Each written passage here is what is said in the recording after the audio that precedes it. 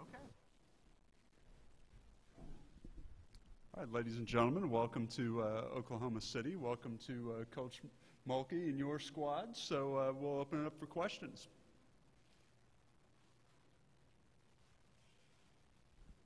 Nick Anazales, KCN in Waco. Coach, seventh straight year in the Sweet 16. Just talk about getting here, and like you've told us before, you don't take this for granted.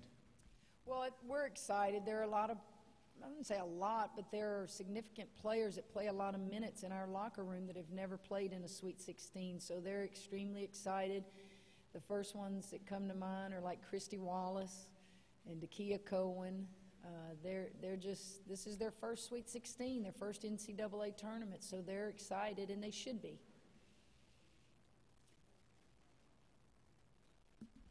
Hey, Kim, Jenny Carlson with the Oklahoman. For all of your great teams at Baylor, considering the players you've lost, the talent you've lost, where does this team sort of rank in terms of satisfaction, frustration? I mean, all of those sorts of things for you. Well, they've done the unexpected.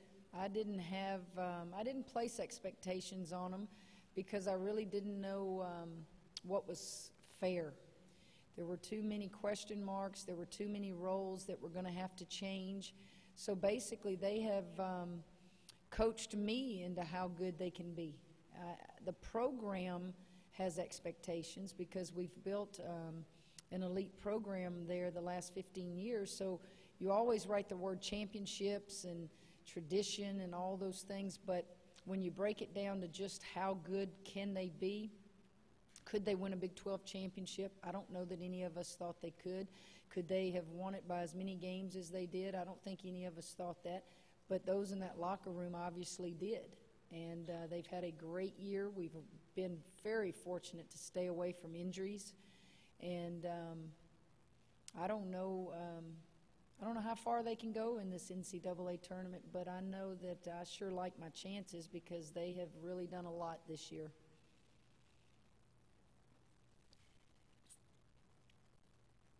Jason North, Waco Tribune Hero. Kim, you talked a little bit about their style the other day, Iowa style. How do you expect them to defend you, though? Well, from what I've seen on film, they play man-to-man and they play a 2-3 zone. Sometimes you see a half-court 2-3 backed up to, when I say half-court, they extend it. Then a little bit of 2-2-1 back to a 2-3. But I've learned that no matter what you see on film, we've seen defenses that some teams have never played before. So we will prepare for any and everything that we think we could possibly see. So I don't know other than what I've seen on film, and that's what I've just shared with you. Darren Miller, HawkeyeSports.com. When you're watching that film, what do you see out of Iowa's Samantha Logic? Oh, a tremendous player that makes everybody around her better. She is a triple-double waiting to happen every game. She's a strong player. And then I see around her players that can score. And I see a team that likes to run and get up and down the floor, and they're averaging, 79 points a game. And they're very confident what they do offensively.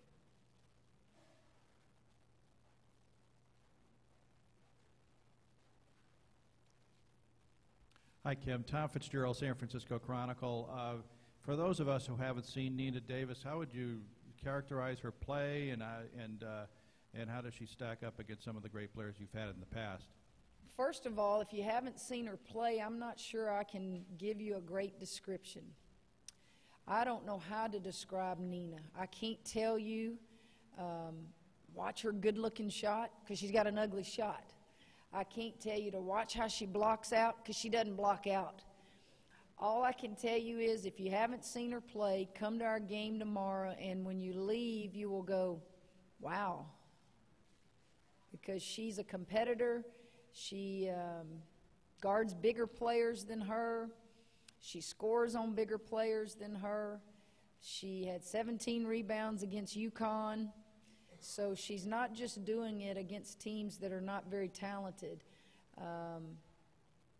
So I can't give you a scouting report. My suggestion is for you to come see her play, and then you write what you think, because she's one of the most unique players that I've ever coached. Kurt Voigt, Associated Press. I know you're focused on tomorrow and just the game tomorrow, but since this is one of your younger groups, do you have to say anything to them about possibly not looking ahead to a rematch in the next game? No, because I think your teams, no matter how young or how old, are a reflection of coaching staffs. And we do our homework. We're very thorough with our scouting reports. And we don't talk about the next opponent. What sometimes makes it difficult is when you start a tournament and you don't know who you're going to play, so you have to double up and do homework on both teams. And that's what took place in the first and second rounds. We know who our opponent is next, and that's all we have focused on. And then tomorrow, the coaches will already have done their work. We will, after tomorrow, Saturday, we will present the scouting report and go to work prior to playing the opponent on Sunday, should we win on Friday. David Smoke, ESPN Central Texas. Kim, you've never not been in the postseason as a player or a coach or an assistant in college. When was the first time you remembered what winning and losing and the difference between the two was like as a kid? Probably had nothing to do, Smoke, with basketball. It was the rejection of not being able to play in the All-Star game when I was a Dixie Youth All-Star as a 12-year-old because I was a girl, and I had to stand outside of the dugout and watch my team play. And I just remembered what a horrible feeling that was, and I didn't like the attention that was being placed upon me, and I was trying not to cry, because you sure didn't want to cry as a girl in front of a bunch of 12-year-olds. And then my dad and my mom and family had to make a decision. Do we fight this right now on this baseball field, or do we fight it later in the courtroom and make your team forfeit? And I remember making a decision. My dad had confidence that he would do whatever I wanted, and I said, oh, no, we won't penalize the team. And I stood outside the dugout and watched us play that game. So I don't know that it had anything to do with winning and losing and the impact. Just life and how sometimes it can be out of your hands and out of your control. I wasn't going to ask this, but you strike me as like a slick fielding second baseman. What did you Say play? that again? You strike me as a slick fielding second baseman. Actually, my first year of Dixie Youth, I was the first player taken in the draft, so that meant I went to the worst team. And I played shortstop, pitcher, and catcher. Then I moved up to Pony League and played second base and made the All-Star team my second year. I was right then. Second base. You got it. Same position my son plays at LSU. Now I feel like I'm going to get lucky. Last week you sang for a press conference. What do you want me to sing today? I don't know. Name a country song and I'll sing it for you. Are you a singer by nature? I can't carry a tune anywhere but the shower. I love music. I know the words to lots and lots of songs that you guys have probably never even heard of. I just like music. I like gospel music. I like country music. I like modern music. Some of that music I don't care for, but I don't know. I'm a country girl. Coach Jeff Linder, Cedar Rapids, Iowa Gazette. You talked about Nina's shot. You called it an ugly shot. I've heard it called kind of an interesting looking shot. What makes it like that, and is that something you've wanted to correct or just say, hey, just leave it alone? I knew she had that shot when I recruited her. Why would I change it? At this level, in all sports, you don't change things in players unless it's something that is not very effective. And she gets shots off against players, and I sit there like you guys do and go, how did she just do that? No, I don't fool with anybody's shot. She misses her share of free throws, but when you look at games, she never cost you a game from the foul line, and she's going to be the one you really probably won't at the foul line in a tight game because she comes through in the clutch. But no, I don't fool with her shot. Jerry Hill, Baylor Bear Insider. Kim, 35 games into it, are you still looking for a perimeter, that perimeter stopper? And then also on Amani, if you look at her stats the last 3 or 4 games, she hadn't shot the ball very much at all. Is that something not getting enough minutes or what? Yes.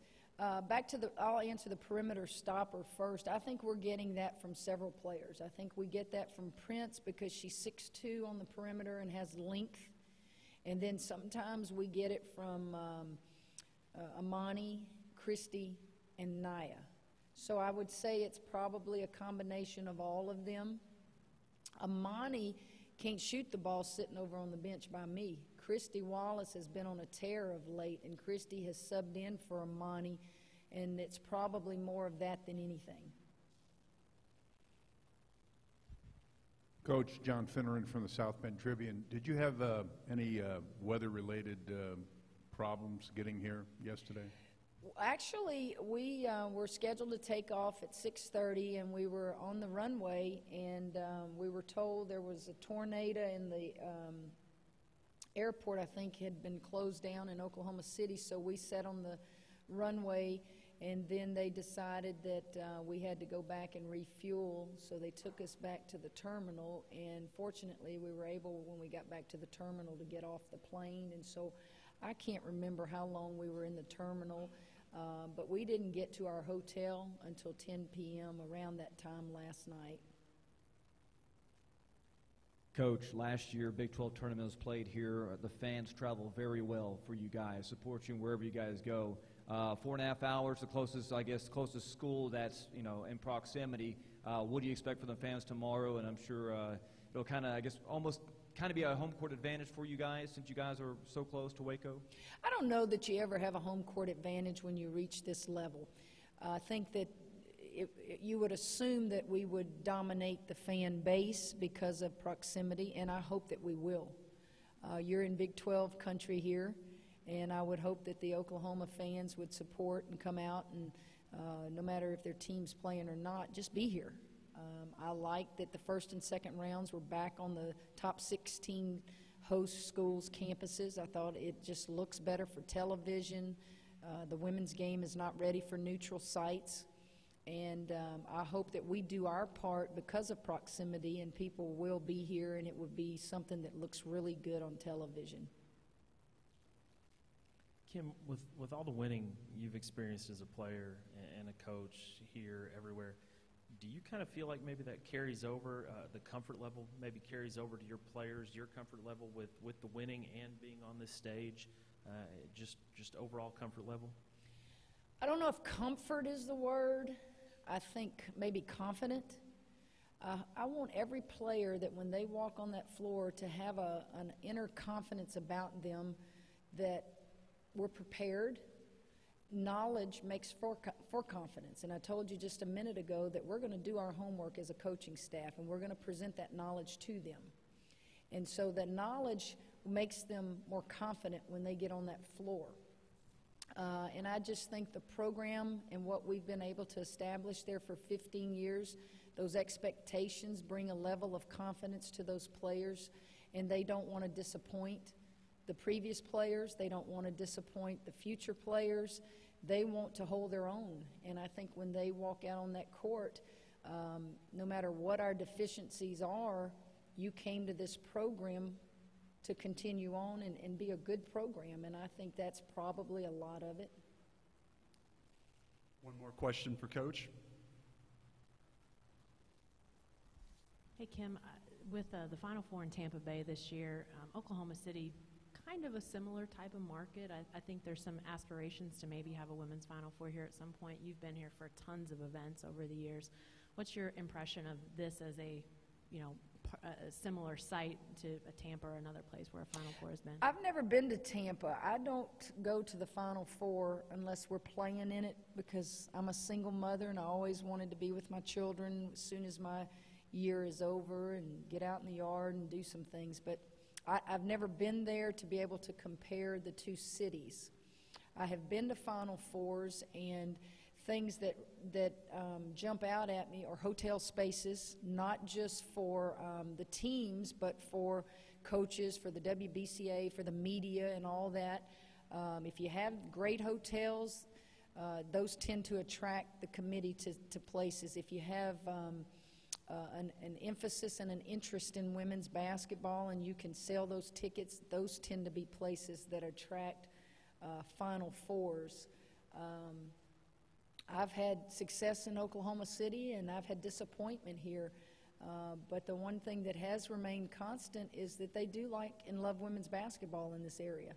And I think that has to be a big selling point for future Final Fours and the possibility of hosting one here.